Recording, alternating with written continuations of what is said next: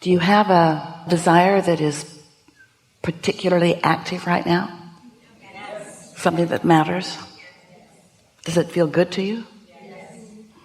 You've been here before. Well, that's an important thing, because when your desire feels good to you, and usually it's a newly hatched one if it's still feeling good. If it's one that you've been dragging around with you for a while, you don't like it as much as you pretend, because you're so beautiful in your physicalness. You want manifestations. You want your desires to be seeable and hearable and smellable and tasteable and touchable. And until they manifest, so that not only can you experience them through your physical senses, you want others to be able to do that too. That's how you validate yourself in so many cases. I have accomplished this. See it? And so that's what trips you up a good deal of the time, is that you want your manifestations, and we want them for you too. You are leading edge creators. You are in an environment where your thoughts do turn to things. And so we are not in any way wanting to talk you out of manifesting dollars and relationships and the beautiful things that you want to experience. We just want you to understand that if the manifestation is what's most important to you, and it hasn't happened yet, but it's most important to you, but it hasn't happened yet, but it's most important to you, then you are, if you're like most people, focused upon something that hasn't happened that's really important to you.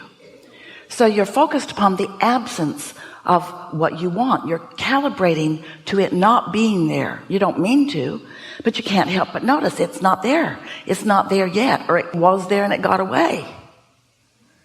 Or it's never been there, so you don't think it's coming.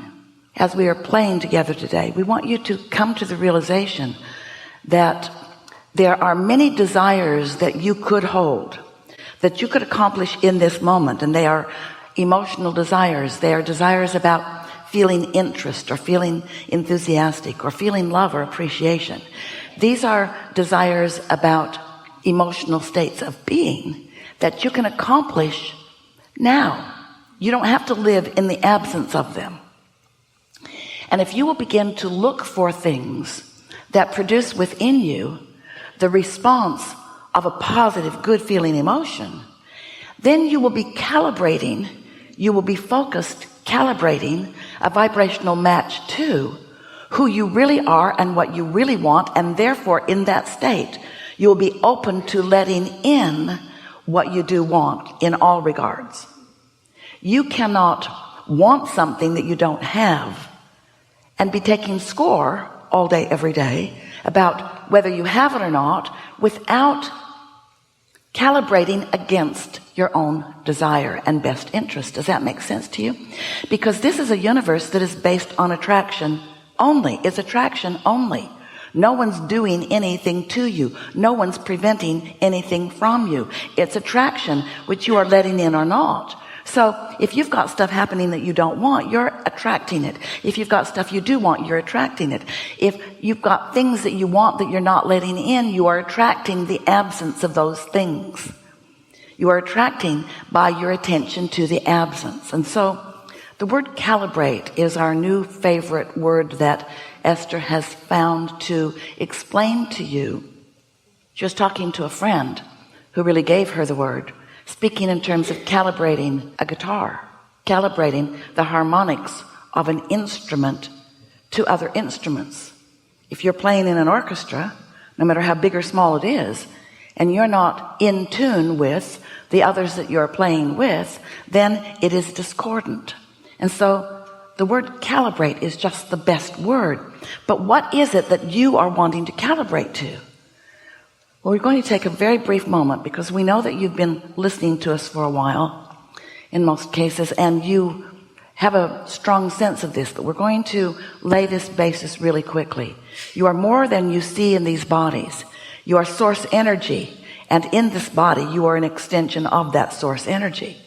If you were all day long deliberately calibrating to that source that is at the basis of you, not just the basis of you, but to the furthermost extended part of you, then you would be calibrating to the wholeness of you, and you would therefore be in concert with all of your power and all of your expectation of good things for you, and you would be thriving in every aspect of your life experience.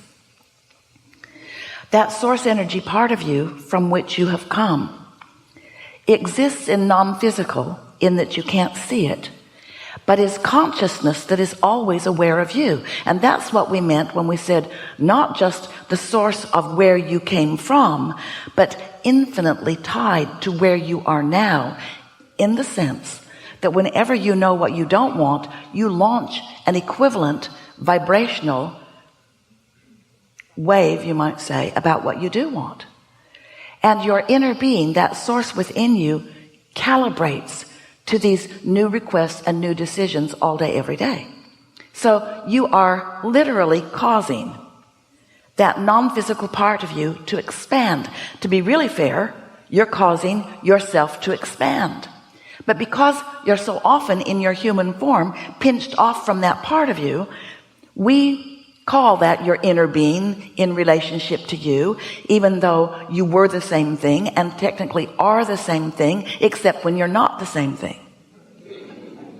You are the same thing as your inner being unless you're not. You might want to write that down.